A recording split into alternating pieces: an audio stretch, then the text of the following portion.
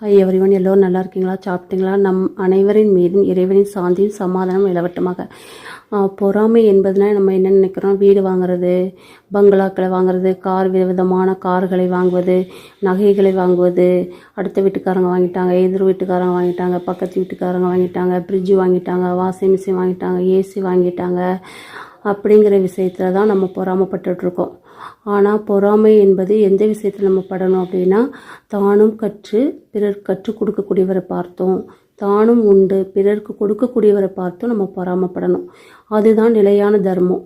மற்ற எல்லாமே அழிந்து போகக்கூடியது. நிலையான தர்மம் கல்வியும் செல்வம் தான். எப்படிப்பட்ட கல்வியும் செல்வம்னா, தானும் கற்று பிறர் கற்றுக் கொடுக்கவரும், தானும் உண்டு பிறர் கொடுக்கக்கூடிய செல்வந்தர்களை பார்த்தும் நம்ம பொறாமப்படணும்.